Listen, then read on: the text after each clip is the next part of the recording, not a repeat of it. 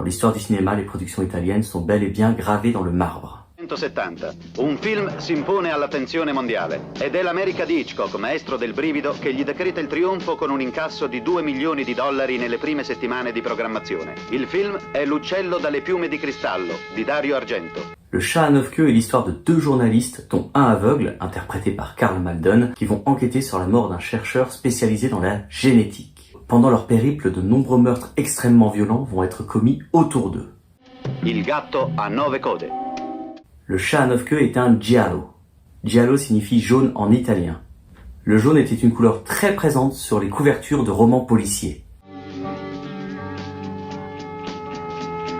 Ainsi, le giallo est à la croisée de l'horreur, du polar, de l'érotisme et du fantastique.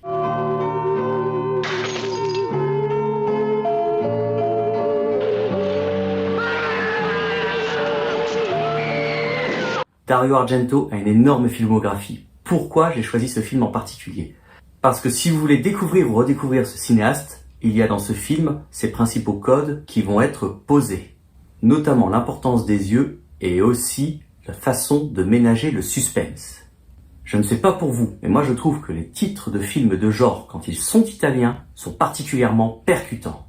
Jugez par vous-même, voici quelques titres. L'oiseau au plumage de cristal, Suspiria, Ténèbres, ou encore Phénoména avec la jeune Jennifer Connelly.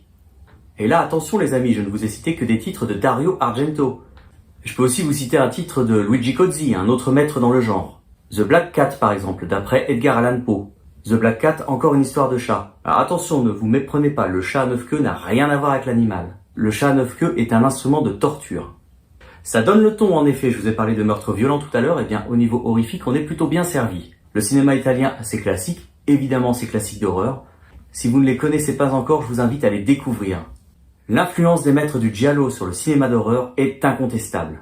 Si vous regardez aujourd'hui des giallos transalpins de cette époque bénie, vous n'aurez aucun mal à faire le lien avec l'influence sur beaucoup de productions hollywoodiennes et d'autres.